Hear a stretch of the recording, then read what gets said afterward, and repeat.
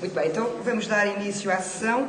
O nosso convidado que vai fazer a aula é o professor Manuel Sarmento, que é professor da Universidade de Minho e vai-nos dar esta aula sobre a educação.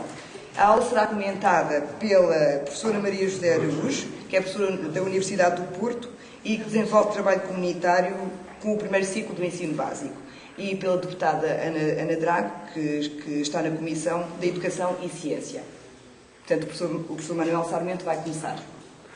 Muito obrigado pelo convite. Devo dizer que não costumo dar aulas sábado à tarde. Dou sábado de manhã, não sábado à tarde. E tenho para fazer convosco é basicamente uma conversa sobre política educativa, numa perspectiva de esquerda, tentando, evidentemente, articular com aquilo que é a investigação e o conhecimento produzido na área das ciências sociais da educação, a área que pertenço, com uma particular incidência no campo da sociologia da infância, mas, evidentemente, com articulação com as questões em geral da educação, e designadamente da educação escolar. Eu recebi com, alegria o convite da Ana Drago, por isso agradeço muito esse convite, para partilhar algumas destas ideias, sobretudo porque me parecem duas coisas. Em primeiro, que a Ana Drago é uma das pessoas absolutamente decisivas no posicionamento do debate político sobre a educação à esquerda, a partir da sua intervenção, sobretudo no Parlamento, na Assembleia da República, e é felizmente por isso reconhecida genericamente pelos professores, educadores, mas também pelos cientistas da educação. Em segundo lugar, porque me parece que é indispensável hoje retomar este debate, ampliá-lo, torná-lo uma causa da esquerda, porque se há área em que há uma profunda desideologização do discurso corrente, do discurso público, e se há também, simultaneamente, uma rasura completa em relação àquilo que é a produção científica sobre uma área social, é exatamente o campo da educação. Muito recentemente houve um debate, talvez o último debate da televisão, sobre políticas educativas, em que esteve presente toda a gente, foram convidados empresários, responsáveis por colégios, sindicalistas também, opinion makers, mas não estava um único cientista da educação, uma única pessoa de referência, e com exceção dos sindicalistas não estava também, pelo menos com voz nesse debate televisivo, alguém capaz de se posicionar à esquerda. Isso é muito sintomático, eu acho que isto não é propriamente um episódio isolado, é muito sintomático do facto de que hoje o debate sobre a educação, talvez mais que em qualquer outro campo, está marcado por essas duas questões. Uma profunda desideologização no que respeita ao discurso público e, simultaneamente, um profundo afastamento, uma ruptura em relação àquilo que é a produção de conhecimento científico sobre este campo social, produção essa que, no entanto, continua a fazer-se e tem os seus meios próprios de difusão, mas não consegue passar para... não consegue, provavelmente por culpas próprias também, para a opinião pública. Bom, por isso, portanto, o meu agrado é estar aqui, espero poder contribuir realmente para este reposicionamento do discurso à esquerda no campo educativo. Também devo dizer que tenho, a alegria decorrente do facto de estar comigo a Maria José Araújo, a comentar esta charla e a ampliá-la e a discutir outras vertentes. É uma pessoa de quem sou amigo, conheço há muito tempo e de quem admiro o seu trabalho. Ainda por cima tenho sido responsável por ser avaliador dela, portanto, parece que agora futuramente também vai acontecer no doutoramento. Portanto, parece-me que a primeira questão que se nos coloca no nosso debate é exatamente ser capaz de romper com o senso comum sobre educação, sobre aquilo que é o discurso correto. A propósito disso, muito recentemente, António Nova, que é um homem de referência no nosso campo de trabalho, de estudo, dizia exatamente qualquer coisa no livro que ele publicou, que aquilo que são as evidências mentem, portanto, o que é evidentemente. E, portanto, evidentemente é preciso romper contra essas evidências que mentem. E talvez seja útil começar por essas evidências para depois tentar fazer um processo de desconstrução deste discurso e ampliá-lo, integrando outras vertentes, outros domínios que têm sido menos trabalhados e estudados, mas que são fundamentais exatamente para reposicionar o discurso educativo à esquerda. Eu acho que este senso comum tem sido, em boa parte, explicativo dessa desideologização do campo educativo. Mas há uma outra vertente, que falarei um pouco mais adiante também, que é o facto da agenda educativa ter sido, na sequência da governação de Lourdes Rodrigues, sobretudo, uma agência educativa emergencial. Quer dizer, continuamente, em vez de pensar a fundo as questões de educação, estão-se a procurar encontrar respostas para as questões emergentes que aparecem, ou que apareceram, muito decorrentes daquilo que era uma lógica transformadora e de modificação do sistema, que continuamente suscitava e mobilizava, enfim, oposição absolutamente legítima e necessária, sobretudo da parte dos professores. E, portanto, nesta lógica emergencial perdeu-se um pouco o sentido daquilo que é uma resposta de fundo e uma reconstituição do campo, que é isso que está em causa, portanto, um reagrupamento das forças, dos cientistas, dos professores, dos educadores e da sociedade em geral, no equacionamento daquilo que são as opções políticas em educação. Mas começando então pelo primeiro ponto, portanto, a criação desse caldo de cultura que configura o senso comum sobre a educação, as afirmações que aparecem dificilmente ou raramente rebatidas são, primeiro, que a educação tem como objetivo fundamental aumentar a qualificação dos portugueses. Em segundo lugar, de que qualquer transformação do modelo de desenvolvimento na sociedade portuguesa se dá por uma ruptura no campo da educação-formação. Portanto, é a ampliação da oferta formativa e do alargamento do campo educacional que se conseguirá fazer uma ruptura do modelo de desenvolvimento. Em terceiro lugar, uma outra afirmação corrente é de que a formação das pessoas é o património mais importante. Em quarto lugar, que as políticas de educação-formação constituem desígnios coletivos. Portanto, a educação aqui é colocada quase como uma causa nacional, uma paixão e uma prioridade. E este discurso, que é um discurso que vem, de facto, desde há muitos anos, que foi lançado particularmente de forma mais incisiva pelos governos socialistas, mas antes disso ele já tinha aparecido, de alguma maneira, na altura da reforma da Lei de Bases, portanto, na altura da produção e publicação e aprovação da Lei de Bases do Sistema Educativo e da reforma educativa, que se lhe seguiu com o Roberto Carneiro, portanto, com os governos de Cavaco. Este discurso da educação como desígnio nacional em torno da ideia de modelo de desenvolvimento é fundante de um campo que é, de facto, um campo relativamente pantanoso, onde as balizas que estabelecem pontos de diferenciação se tornam pouco claras e onde, por vezes, emergem elementos interpretativos em torno das mesmas expressões que são dissonantes, mas que aparecem encobertos e, portanto, relativamente dissolvidos em processos de ressemantização ideológica de alguns valores e em processos, portanto, de relativo pouco aprofundamento e esclarecimento dos elementos contraditórios e conflituais que sobre este campo aparecem.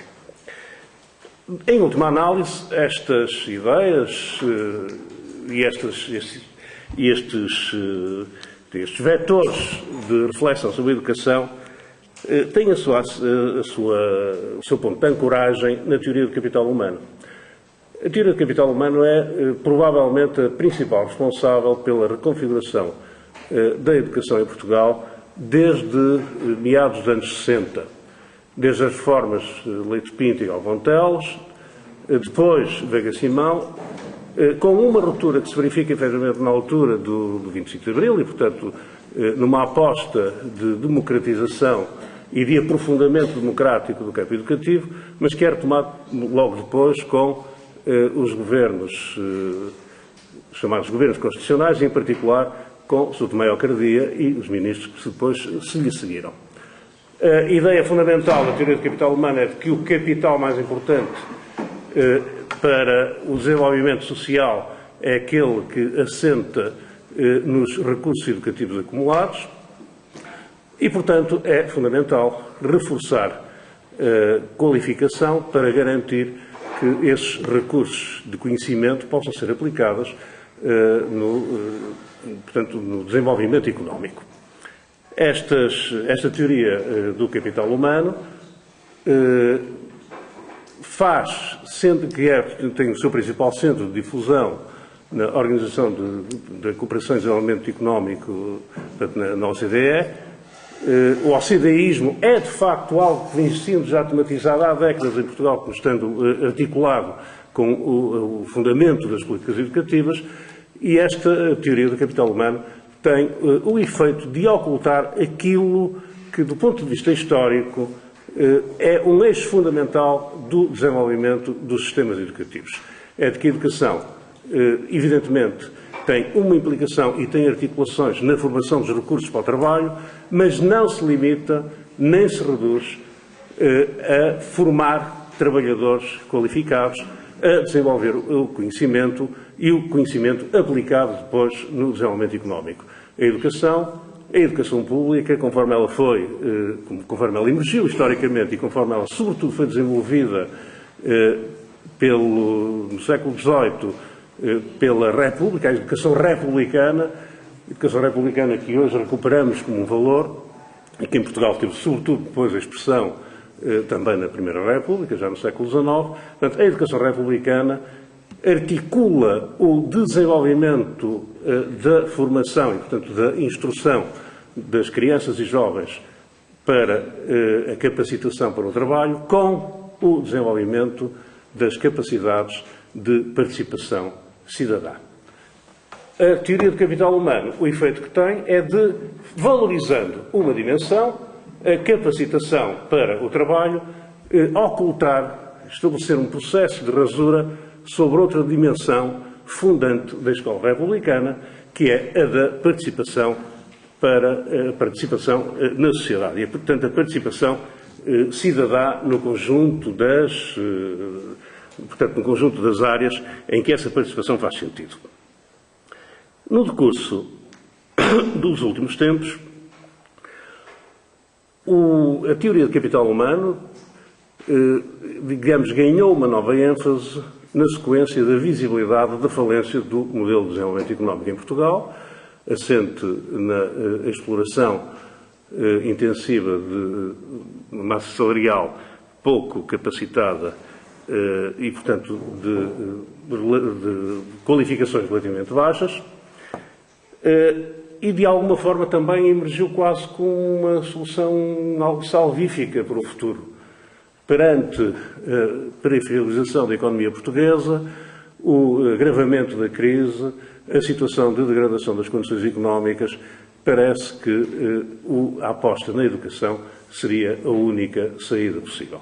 E, portanto, há um reforço, uma ênfase maior exatamente nesta dimensão, que tem levado a que as políticas educativas tenham sido conduzidas em torno desse ideal e que, portanto, ele apareça quase, como dizia atrás, como um ideal nacional, sem que, entretanto, as divergências sejam devidamente aclaradas e aprofundadas.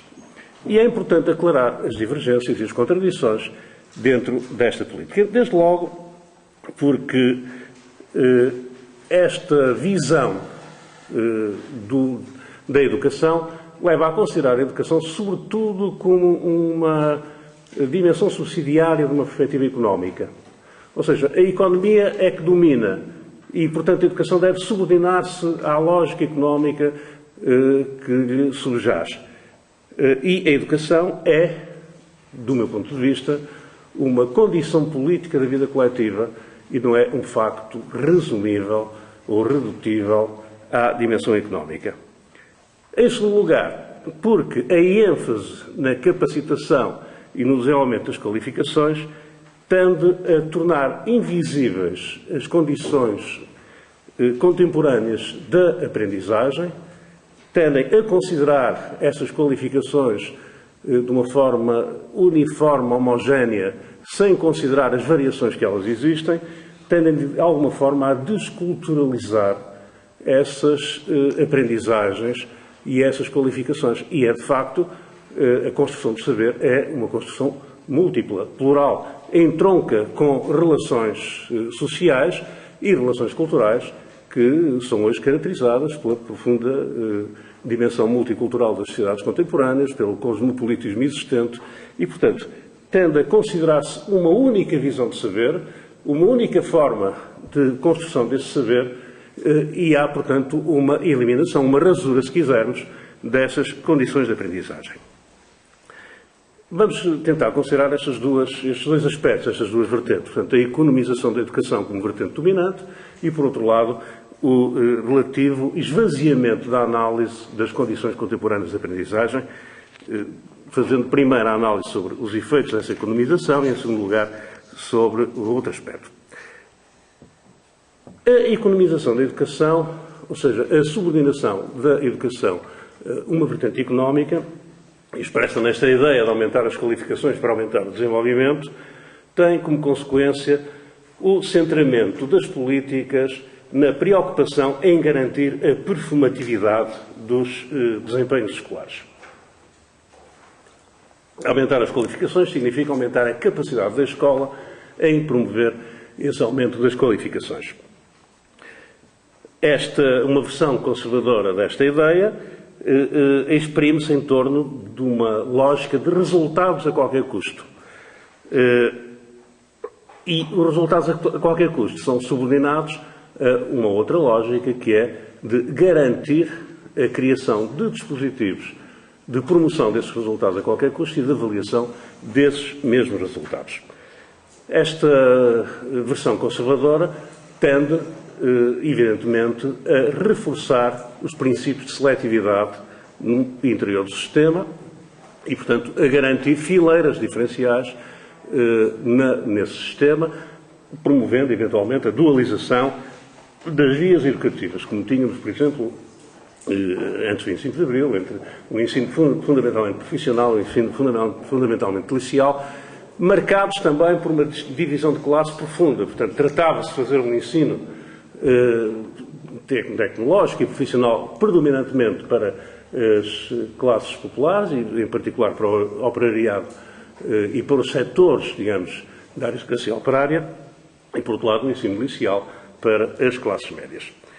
Mas uma visão neoliberal desta concepção de resultados a qualquer custo introduz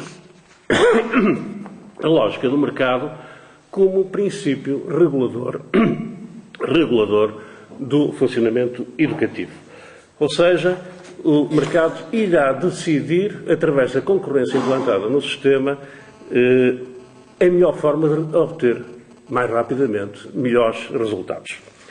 Esta lógica de mercado, na sua forma mais radical, exprime-se na concorrência desencadeada em torno da ideia do voucher educativo, portanto, que é uma das propostas que aparece no programa político dos partidos da direita portuguesa, portanto, CDS e do PSD, que aparecia já no governo Durão Barroso, no engenheiro Durão Barroso, com o ministro David Justino, que é, curiosamente, atualmente, o principal conselheiro de Educação do atual Presidente da República, mas que ele nunca conseguiu, apesar de estar no seu programa, apesar de ele ter defendido continuamente essas posições, ele nunca conseguiu viabilizar, porque, entre outras coisas, o voucher educativo exige a possibilidade de disponibilização de meios financeiros atribuíveis às famílias, que levam a que elas depois vão procurar as melhores escolas. Estas políticas de vouchers educativos e, portanto, da livre escolha parental das escolas e da preparação do sistema e das escolas, portanto, para essa livre escolha do mercado, tem dado origem em alguns países, isto tem sido muito denunciado por vários sociólogos de educação, designadamente Stephen Ball, Roger Dale, entre outros, em países como a Inglaterra, com a Austrália, a Nova Zelândia e os Estados Unidos, numa espécie de novo apartheid educativo, criando escolas de primeira e escolas de segunda, que não são apenas escolas de mais performativas ou menos performativas, mas são escolas de melhores, escolas, portanto, das classes superiores e escolas das classes populares. Peço desculpa.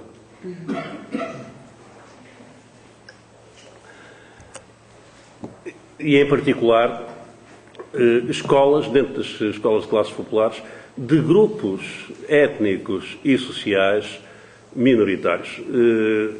Algumas análises conduzidas pelo Stephen Ball e pela sua equipa sobre o sistema educativo inglês têm mostrado de forma muito clara como realmente as escolas, mesmo dentro do sistema público, as comprehensive school inglesas, se constituíram, sem vir a constituir desde o governo Thatcher, mas depois com algum incremento por Tony Blair, etc., como escolas claramente marcadas por uma divisão social e racial profunda.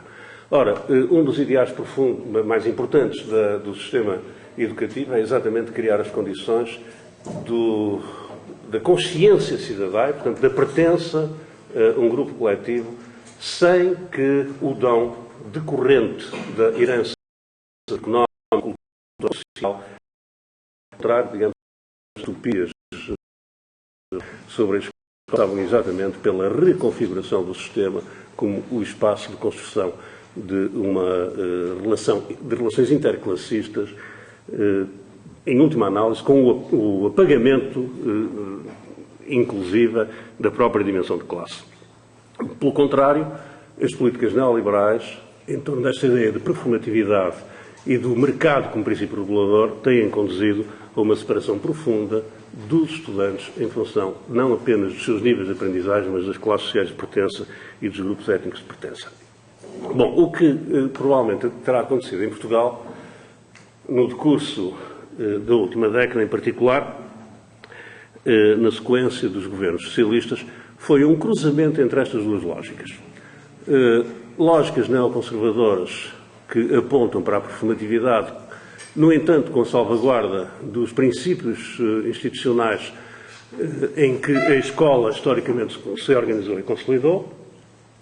A ministra Maria de Lourdes Rodrigues continuamente enfatizou que as suas políticas se exprimiam em torno da ideia da defesa da escola pública, e o livro que ela publicou de balanço do seu mandato é exatamente em torno desta ideia, o que significa que é inapropriada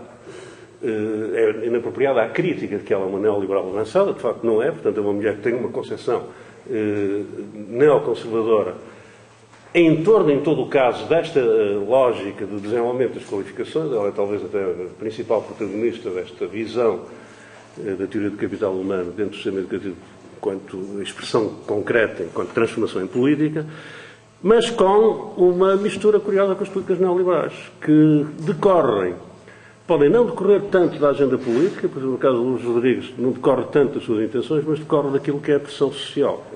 Por exemplo, a publicação dos rankings e, portanto, a possibilidade de uma reorganização das apetências de inscrição dos estudantes e das famílias em função do mercado de títulos e do seu posicionamento relativo, é decorrente, como se recordam bem, provavelmente, de uma enorme pressão jornalística que tem a sua expressão no público. José Manuel Fernandes tem a colaboração ativa de pessoas como o Democrato e outros, todo aquele grupo da Síria Alvim, por exemplo, e que aliás foi realizada antes ainda no tempo de Augusto Santos Silva como Ministro da Educação. Portanto, foi Augusto Santos Silva que era, enquanto Ministro da Educação também, defensor de que o ranking não é propriamente um instrumento de estruturação das políticas e tem alguns elementos de perversidade, quem colocou nos jornais pela primeira vez os resultados dos exames do 12º ano, dando origem, portanto, a esse processo de ranquização. Bom, a consequência disso é muito curiosa, é que durante vários anos, não recordo se no último ano isso aconteceu assim ou não, a escola privada, evidentemente, que teve melhores resultados nesses rankings, é uma escola do Restelo, religiosa, feminina, onde as meninas vestem um uniforme parecido com o uniforme da Universidade Portuguesa, camisas verdes, saias castanhas, meias até aos joelhos, em que são absolutamente proibidas de usar qualquer expressão externa de afirmação da sua identidade, não podem pintar-se, é proibido fumar dentro da escola. São expulsas as meninas que não se compatibilizam com os códigos de conduta dentro dessa escola, pagam mais do dobro do que qualquer estudante numa instituição pública de ensino superior paga por um doutoramento ao longo do ano, com exceção do Esquetep, que o Esquetep tem outra política, mas é outra história.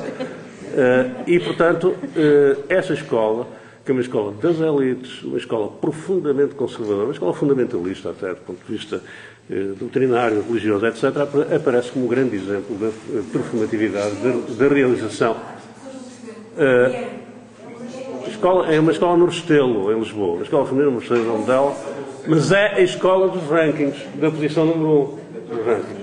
Bom, o que é curioso é o seguinte, é que essa escola pode ser apresentada como exemplo, porquê? Porque a lógica que subjaz é esta, vamos ver qual é a escola que apresenta melhores resultados.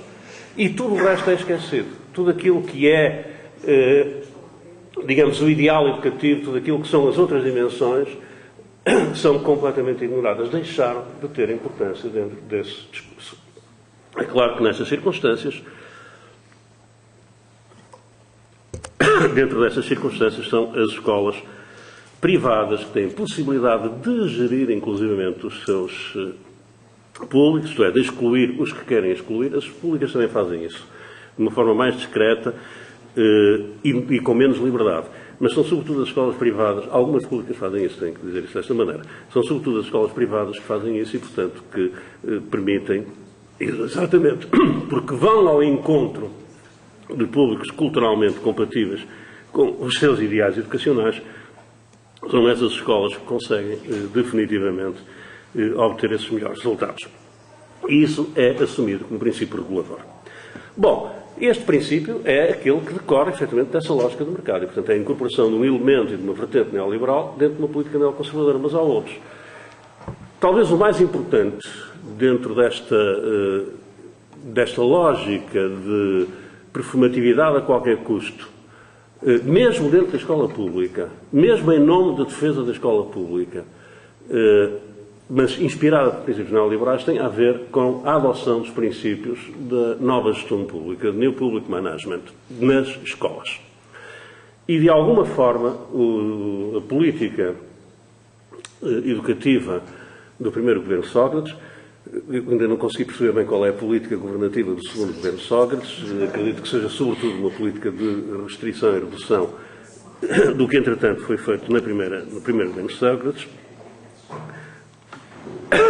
Essa política tem, portanto, essa política do primeiro governo Sócrates exprimiu-se sobretudo nisto, numa reforma da gestão do sistema e da gestão das escolas, reforma essa capaz de compatibilizar as escolas com essa necessidade de garantir a performatividade a qualquer custo. Isto passou por, desde logo, pensar as escolas como se fossem empresas. O que é extraordinariamente curioso, porque é em nome da escola pública que se vai defender as escolas, que se vai defender uma política que toma as escolas como se fossem empresas privadas. E esta lógica não é paradoxal, mas não é antagónica. Quer dizer, não há aqui um antagonismo, uma contradição de fundo, há apenas um paradoxo. Efetivamente se assume que o público pode ser gerido como o privado. E desde há décadas que este discurso de New Public Management tem exatamente esta vertente como vertente estruturante das suas posições. Ora, pensar as escolas como empresas, ou seja, pensar as organizações públicas como se fossem empresas, significa, desde logo, adotar prioritariamente critérios de rentabilidade. Portanto, os resultados a qualquer custo. Primeira questão fundamental, os resultados a qualquer custo e, de preferência, com baixo custo económico. Segundo ponto, reforçar fortemente a padronização desses resultados e, portanto, a avaliação desses resultados. Portanto, isto tem um efeito hiperregulamentador sobre o sistema. Porque se nós pretendemos atingir resultados a qualquer custo, temos de ter capacidade de medir esses resultados e de encontrar dispositivos que garantam esses resultados. E, portanto, há uma normativização que é consequente, não é decorrente de uma qualquer folha normativa, decorrente de uma lógica que é, digamos, relativamente coerente. Estes dispositivos de avaliação externa exprimem-se sobre o sistema, e no caso da avaliação do sistema foi feita a encomenda à OCDE, como sabem, sobre as escolas, e foi criado um dispositivo de avaliação das escolas que, curiosamente, sofreu uma crítica interna profunda na medida em que se sustentou uma outra forma de fazer essa avaliação externa. Eu acho que esta avaliação externa das escolas tem na sua filosofia potencialidades que concretiza muito mal e que tem consequências graves do ponto de vista do próprio funcionamento do sistema. Mas, em todo caso, na sua filosofia tem algumas potencialidades e, por isso mesmo, ela foi também objeto de uma crítica.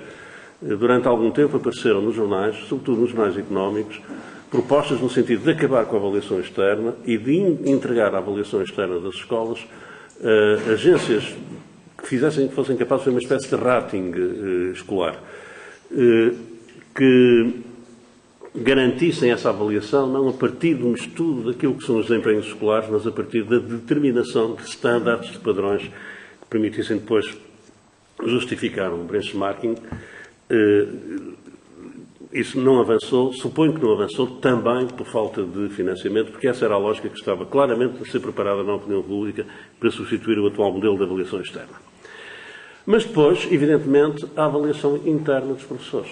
Portanto, a avaliação interna dos professores, a criação de hierarquias decorrentes dessa avaliação, não foi uma maldade projetada sobre os professores, mas é algo que decorre dessa filosofia. Vamos transformar as escolas como se fossem empresas, viradas para os resultados, com processos hierárquicos de controle absolutamente firmes, seguros e que resultem e que se exprimam nessa melhoria geral dos resultados, com eliminação dos desperdícios, com etc, etc. Simultaneamente, introduziram-se princípios empresariais de gestão, a transformação do modelo de gestão vai um pouco nesse sentido, para além, e esta é uma outra vertente, que articula essa dimensão neoconservadora com a dimensão neoliberal, da privatização de alguns serviços educativos. Essa privatização passa, designadamente, pela entrega de setores tradicionalmente atribuídos às escolas em empresas que se constituem, algumas se constituem, outras estavam constituídas já fora da escola, portanto vão explorar as cantinas, por exemplo, vão realizar o desporto escolar, por exemplo, etc, etc. Frequentes vezes estas políticas são construídas depois a nível local através de parcerias que se estabelecem com as câmaras municipais e com as empresas que no âmbito municipal são muitas vezes, são tantas vezes, a expansão, digamos, da ação política autárquica para um setor empresarial privado, mas que depois vai compensar, digamos, através de sintonia política partidária com os autárquicos existentes, aquilo que é um processo, de facto, de dominação social que também se exprime nesse domínio. Estou a falar já de situações que também existem, de corrupção, de compadrio, de nepotismo, etc., que articulam aquilo que é um serviço público com a criação dessas empresas privadas. O que é que se perde com este modelo de nova gestão pública, nesta concepção da empresarialização das escolas, que tem caracterizado em boa parte a política educativa, pelo menos nos últimos 5 anos, em torno das quais se discute se isto é bem feito ou mal feito, se ainda se precisa de fazer mais ou se não é suficiente o que se faz. Portanto, o discurso está centrado aí. É aí que foi para aí que foi lançada a rosa, é aí que o baile está a ocorrer, esquecendo-se e ignorando tudo aquilo que está ao lado. O que é que se perde? Perde-se o sentido da cidadania, perde-se o escrutínio público sobre a educação, perde-se a dimensão democrática que é fundacional da escola pública, realiza-se um processo de despolitização da educação. A educação é como que despojada dos seus ideais, a sociedade é ignorada e o modelo social que subjaz à educação é ignorado dentro deste projeto, tudo fica, afinal, resumido a esta ideia, obter os melhores resultados a partir de princípios que são decorrentes da identificação da performatividade empresarial. Mas há uma segunda consequência, como eu dizia atrás. Bom, ainda dentro desta política, evidentemente, há depois as políticas compensatórias. Portanto, são elementos, são outra face das políticas compensatórias. Da criação, por exemplo, dos CEFs, cursos de educação e formação. O programa Novas Oportunidades, cuja lógica é, em boa medida, esta mesma, aumentar a qualificação dos portugueses através da criação de vias alternativas de formação. Cria aí um campo, que é um campo de disputa de opções pedagógicas, políticas, político-pedagógicas, se quisermos, diferenciado, mas, em todo caso, a lógica que subjaz é essa, obter os melhores resultados possíveis. Não se trata apenas de uma manipulação estatística, trata-se de uma lógica consistente de construção do campo educativo, segundo este princípio fundante. Mas a segunda consequência deste caldo de cultura, desta economização da educação, é, como dizia, a rasura das condições efetivas de aprendizagem. há como que uma perda do princípio da realidade. Este discurso, esta lógica, estas políticas acabam por fazer ignorar aquilo que são as condições efetivas de aprendizagem, aquilo que são as características dos nossos públicos aprendentes, das crianças e dos jovens. Digamos que tudo se centra no esforço de ensinar para obter resultados, mas esquece em simultâneo aquilo que é aprender. E sem aprender também não se obtém resultados. Portanto, esta política é contraditória em si mesma, pode obter resultados parciais. Os dados do PISA recentes poderão, de alguma forma, mostrar que alguns resultados se obtêm, mas, no essencial, as coisas não estão resolvidas. Não estão resolvidas do ponto de vista da lógica da relação entre aquilo que a educação oferece e a entrada no mercado de trabalho, como se sabe, mas também não estão resolvidas no interior do próprio sistema, na garantia de resultados efetivos e de aprendizagens significativas. É importante nós centrarmos na análise das condições atuais de aprendizagem e, portanto, de trazer também para o discurso político sobre a educação, numa perspectiva da esquerda, essas condições efetivas de aprendizagem. Primeiro ponto que importa referir: as mudanças da condição geracional das crianças. A infância contemporânea é manifestamente distinta da infância que nós vivemos. E eu olho para as pessoas que estão à minha volta e vivemos infâncias em épocas bem diferentes, não é? Eu vivi a infância na minha cidade, em Braga, não havia televisão quando eu nasci, só recordo-me que eu nasci em 55 e a televisão entrou em casa em 1966, que foi o ano do Mundial de Futebol, em que Portugal ganhou ao Brasil por 3-0, era o Mundial do Eusébio. Portanto, há pessoas aqui em que a televisão não fazia parte do cotidiano da infância, não é?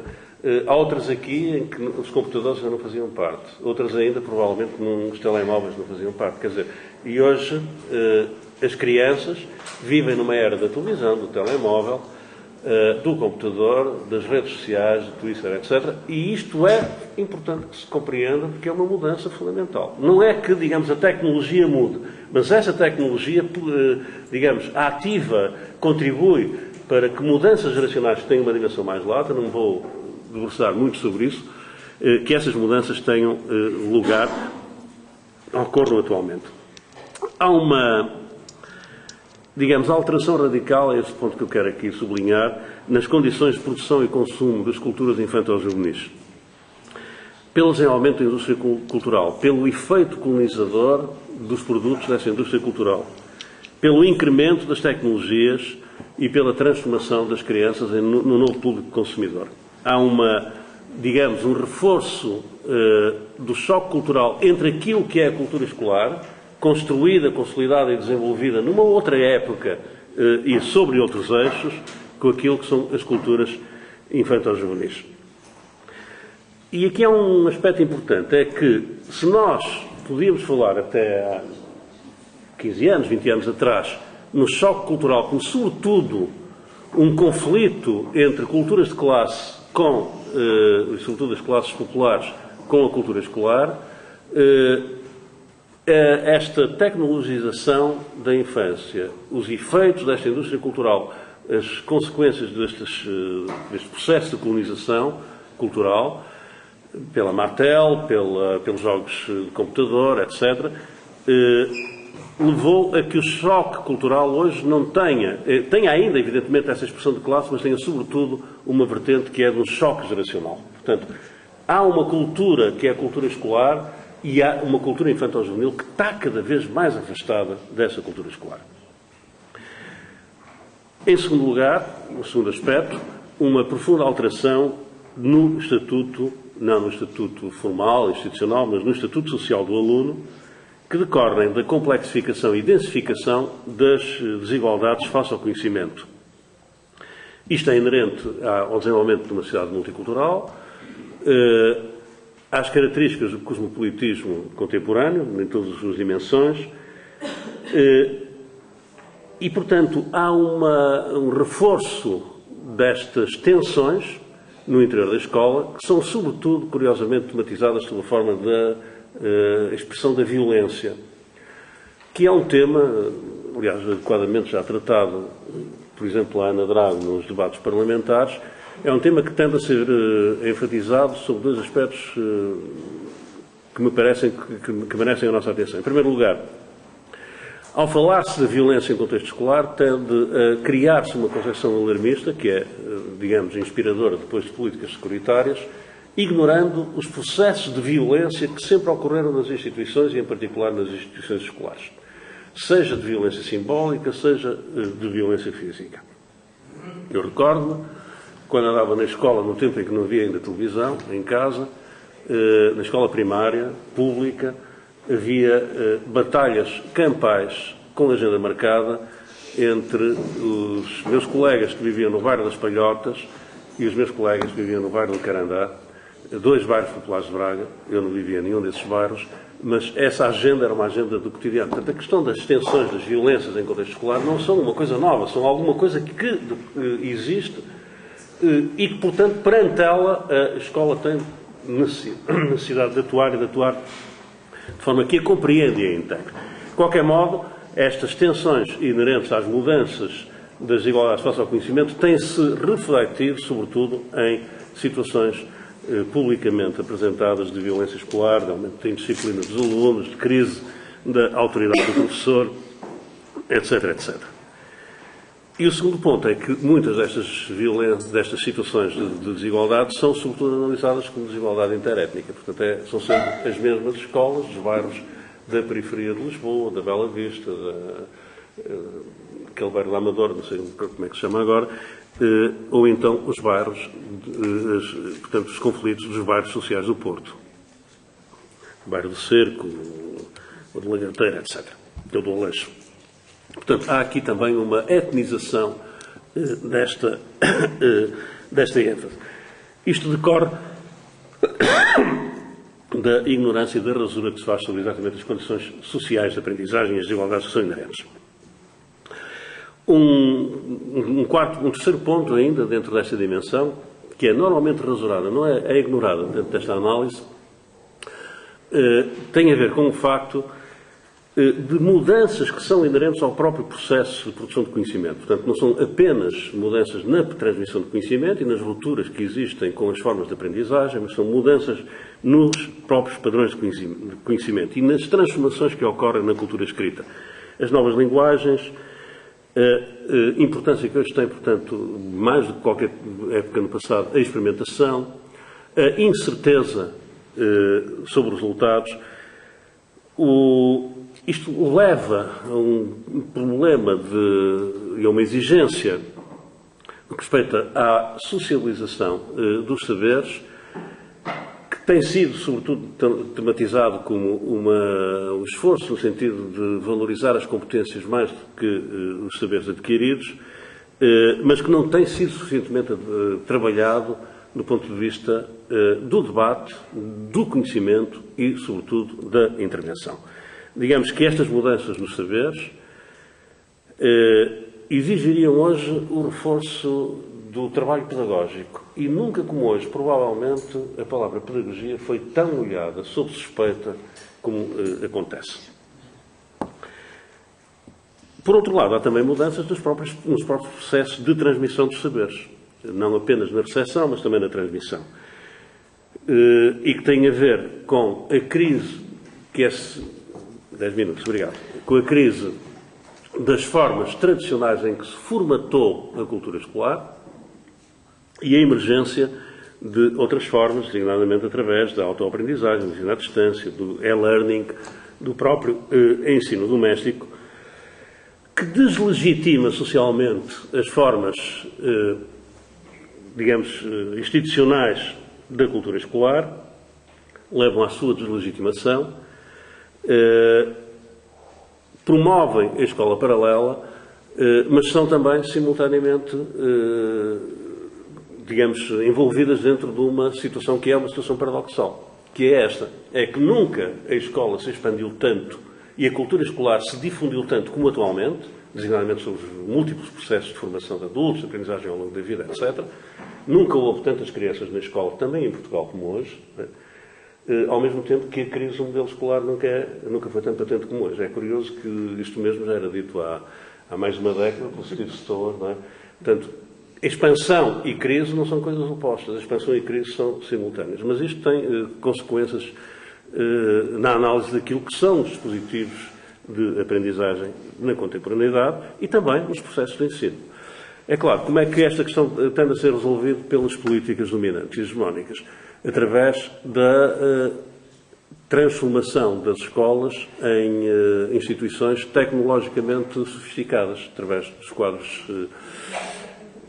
interativos, através do programa E-Escolas, através da difusão do Magalhães, mas essa é também, uma vez mais, a espuma das coisas. Quer dizer, não havendo uma análise profunda daquilo que é inerente, a intervenção sobre a superfície acaba por, para além dos efeitos existenciais, o problema das aprendizagens. Portanto, há uma desarticulação, é esta a consequência, entre a produtividade assumida como valor absoluto, ou a performatividade, se quiserem, dos resultados, e a efetiva desvalorização política, conceptual e prática das condições reais de aprendizagem. A consequência desta contradição, portanto, reforço de uma concepção performativa como ideal, desvalorização das condições reais de aprendizagem, é, a meu ver, a legitimação da seleção social. E é muito interessante e curioso verificar como, por exemplo, o Nuno Crato, que nesta matéria tem sido de facto, relativamente paradigmático da expressão destas concepções, tem vindo a evoluir o seu discurso, que não era assim inicialmente no passado, mas tem vindo a evoluir no sentido do reforço da exigência da seleção escolar. Por exemplo, da criação de escolas de primeira e de escolas de segunda. Por exemplo, dos exames nacionais ele sempre defendeu, mas do exame como dispositivo de construção de fileiras diferenciadas de aprendizagem. Por exemplo, atualmente ele defende, no sentido da redução da oferta formativa ao nível do ensino superior e das universidades. Como sabem, portanto, os nossos índices de formação ao nível do ensino superior nos últimos anos aproximaram-se dos índices europeus. Ao nível da geração de 18 a 24 anos estamos com valores que são próximos, portanto são pelo menos distantes, e hoje começa a emergir, a desenvolver-se. Ainda ontem ouvi no debate na televisão Manuel Arcanjo, que não seria propriamente suspeito destas coisas, dizer que nós temos claramente formação a mais, universidades a mais, e portanto seria necessário acabar com isso. Portanto, ou seja, criar... E este discurso da precariedade do ensino superior tem também uma consequência relativamente perversa, porque há, de facto, precariedade de licenciados. Mas essa precariedade dos licenciados e o desemprego de licenciados é a expressão mais vasta de uma situação de desemprego juvenil. E, portanto, quem defende que se deve haver menos licenciados para haver menos desemprego, na verdade, está a defender o aumento do desemprego não qualificado. Portanto, não é colocação de pessoas mais qualificadas no emprego, é aumentar o desemprego desqualificado. E essa é a consequência, não é? Bom, portanto, tem-se verificado um pouco isto, a legitimação discursiva que se exprime depois em propostas políticas da seleção social, a imputação das responsabilidades do insucesso aos agentes educativos, a potencial dualização das vias educativas, como o ensino de primeira ou o ensino de segunda, o ensino, para alguns sucedidos, um ensino compensatório para os insucedidos, e isto tudo se exprime em políticas que, de facto, tendem a reforçar a desigualdade no sistema, a desocultar o sentido profundamente democrático do ideal da educação republicana e a reforçar os processos de seleção social. Bom, quanto a isso, eu acho que é fundamental criar alternativas. É fundamental que a política da esquerda no campo educativo seja capaz de se configurar em torno de alguns valores e de alguns eixos. É fundamental que esta política seja capaz de se exprimir também como discurso público, e aqui há uma articulação a fazer com o conhecimento e as formas críticas de produção de conhecimento sobre educação, que não tem estado ausente no plano académico, mas muito ausente no plano social. Eu acho que aqui há uma questão importante a debater no interior das universidades e que, aliás, vem sendo já debatida. Portanto, é necessário definir alguns desses eixos. Eu, muito brevemente, é porque não tenho muito tempo, tenho aqui 6 pontos que gostaria de colocar à consideração como pontos que me parecem centrais, referenciadores de algumas lógicas alternativas. Em primeiro lugar, considerar as políticas educativas como políticas sociais. Há aqui um efeito discursivo, em primeiro lugar. As políticas da educação têm sido consideradas como políticas à parte das políticas sociais. Eu acho que têm que ser consideradas no interior das políticas sociais. Portanto, as políticas educativas são uma política que se orienta não para as aprendizagens, nem para a qualificação, mas se orienta para um ideal de igualdade social. E esta ênfase na igualdade social significa que a educação deve ser entendida como um eixo, uma alavanca, um instrumento, o que quiserem, de políticas ativas de promoção da igualdade. Desde logo, isso significa considerar a escola como um elo de uma política social. Um elo. Eu sei que alguns colegas e amigos têm defendido exatamente a ideia contrária, ou seja, e à esquerda, não é? Ou seja, de que a escola deve concentrar-se naquilo que é o seu essencial, que é a promoção e difusão e, portanto, reprodução da cultura.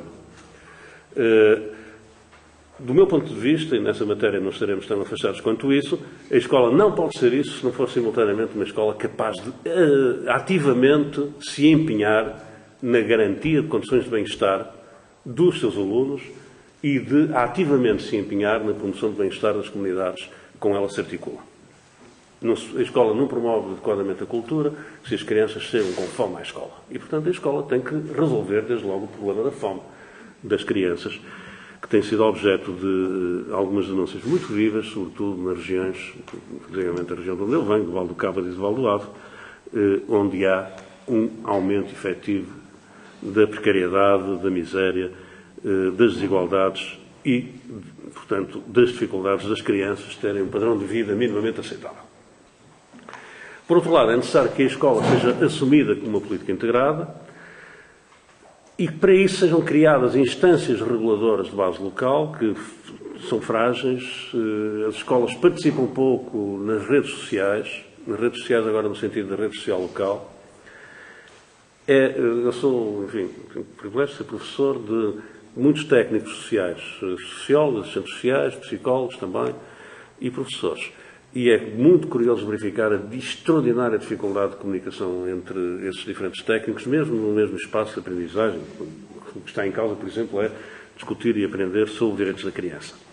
Portanto, esta questão parece-me absolutamente central. Isto é um esforço que tem uma dimensão política. É necessário que a escola seja incentivada a articular-se mais adequadamente com as suas comunidades, não no sentido dessas políticas neoliberais de ter membros da comunidade, ou seja, das elites, influenciarem as suas decisões, mas no sentido de uma participação efetiva, de uma reflexão mútua de problemáticas e de condições de trabalho. Isto passa também pelo reforço de uma ideia que me parece central, que é a ideia do território educativo, e que tem estado um pouco ignorado ultimamente. Por outro lado, toda a ênfase na educação inclusiva. E, portanto, esta agenda implica, de facto, à medida que vou lembrando alguns destes pontos, implica uma ruptura com cada uma das medidas que têm vindo a ser tomadas. No que respeita à educação inclusiva, o que tem sido feito é exatamente o contrário. É de retirar as crianças, por exemplo, portadoras de deficiência, dos contextos escolares integrados, criando salas especializadas. Algumas salas são necessárias para isso, mas tudo o resto é ignorado e rasurado. Em segundo lugar, há hoje um ponto que me parece muito importante, que é o desenvolvimento das dimensões inter e multiculturais da educação. A ideia de que a educação de formação para a cidadania hoje se realiza no quadro de uma cidadania inter-multicultural. Isto passa pela ênfase na diferenciação pedagógica, passa por uma promoção ativa de programas de educação antirracista. É uma questão que tem sido falada, debatida por alguns colegas meus, mas que necessitava de uma política ativa de educação antirracista.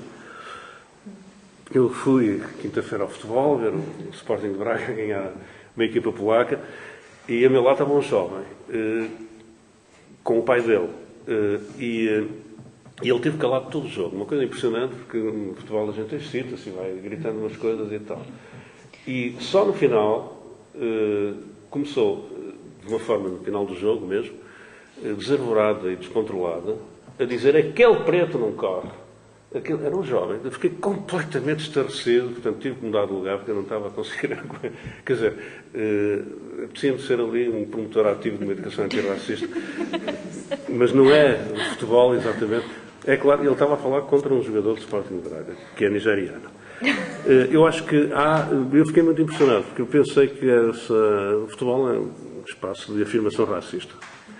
Mas pensei que não passava desta forma tão ativa como passou para gente jovem como aquele miúdo que estava ali de 15 anos ou 16 anos. Bom,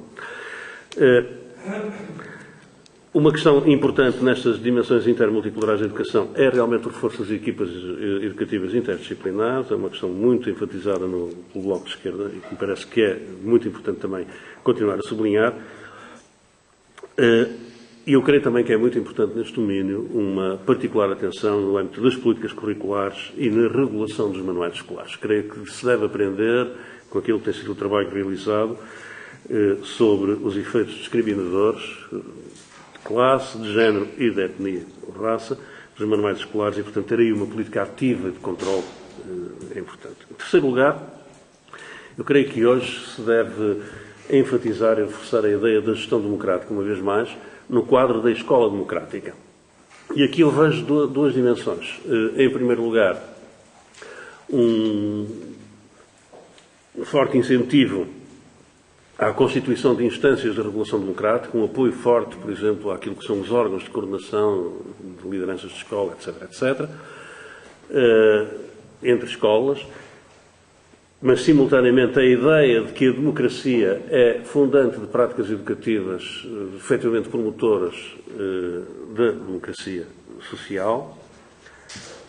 É curioso que, quando falo destas coisas, recordo sempre a educação cívica de António Sérgio, pensava um pouco na sequência daquilo que eram as propostas do movimento de educação nova, sobretudo de Dewey e de Kilpatrick, nas escolas como municípios escolares, em que a escola é organizada como se fosse um município. Tem o Presidente da Câmara, tem os vereadores, tem um tribunal que regula o funcionamento da escola e todos esses cargos são desenvolvidos por alunos, não são os professores, eleitos entre os seus pares para exercerem essas funções. Quer dizer, isto não é uma utopia para o século XXII, é uma ideia velha que germinou no final do século XIX, princípio do século XX, e que foi expressa, entre outras pessoas, por exemplo, o Sérgio, que foi, aliás, Ministro da Educação no tempo da República. Portanto, esta ideia da democratização interna. Mas, simultaneamente, um outro ponto que me parece bastante importante. Isto é quase uma agenda política, mas também académica, que é a difusão e divulgação, disseminação do trabalho das escolas democráticas. Porque as escolas são organizações que, apesar de todo este caldo de cultura, estas correntes, vão resistindo e vão conseguindo afirmar algumas escolas espaços de interconvivialidade, de cooperação, de aprendizagem coletiva e de promoção da igualdade. E, portanto, a difusão das escolas democráticas é alguma coisa que me parece importante que seja feito e que seja divulgado. Um quarto ponto tem a ver com a adoção de princípios de cidadania organizacional na administração da escola. Passa por ideias como a autonomia, segurança, mas segurança coletivamente assumida. Passa por ideias como a mediação educativa, participação, colegialidade, a aprendizagem organizacional, a prestação de contas, etc. Estou a acelerar. Um quinto ponto é a articulação dos programas qualificantes e de formação de jovens e de adultos, designadamente novas oportunidades, com as redes sociais de formação. Penso que esta ênfase deve ser dada, portanto, a articulação, por exemplo, da economia solidária com os procedimentos de formação. Nós corremos neste momento, o que está a acontecer é isto, é que os centros de novas oportunidades, muitos centros de novas oportunidades foram criados nas escolas públicas. E, portanto, houve, digamos, uma escolarização desses processos de formação, aproveitando também professores que as escolas são dotadas. Em simultâneo, há um conjunto de associações, geralmente local, que algumas das quais são articuladas com que nós, que não têm tido acesso aos concursos. Por exemplo, para 2011 não abriu ainda o concurso de formação. Mas, ao mesmo tempo, há algum incentivo a grandes organizações empresariais que têm articulações com a formação e que, portanto, vão promovendo essa formação no âmbito desta... Portanto, eu acho que aqui há uma ruptura fundamental a fazer e uma denúncia muito séria, de facto, a construir socialmente, que é a formação de adultos, a educação ao longo da vida, que teoricamente sempre foi sustentada como estando absolutamente ligada com a vida, portanto, a educação ao longo da vida está ligada com a vida, portanto, com a vida social, etc., não pode ser feita a partir de uma escolarização exclusiva ou, muito menos, da entrega a grandes empresas, designadamente associações empresariais, que são aquelas que têm tido possibilidade de concorrer aos programas do CREN no que respeita a este domínio. Finalmente, eu creio que nós estamos numa fase não de restrição, mas de expansão da oferta de serviço público educativo. Creio que uma política de educação à esquerda é uma política que tem que enfatizar a oferta formativa de educação dos 0 aos 3 anos. Curiosamente, esta é uma realidade paradoxal em Portugal, é que, de acordo com a Lei de Base do Sistema Educativo, todos os seres humanos portugueses estão abrangidos pela lei, menos os que têm 0 a 3 anos. Não é? Porque é a educação ao longo da vida, mas os bebés não têm. Portanto, e as creches, que são hoje ainda objeto de oferta, sobretudo, de instituições privadas ou de solidariedade social, deveriam ser claramente assumidas como uma dimensão educativa, no sentido amplo. É importante que isso seja considerado.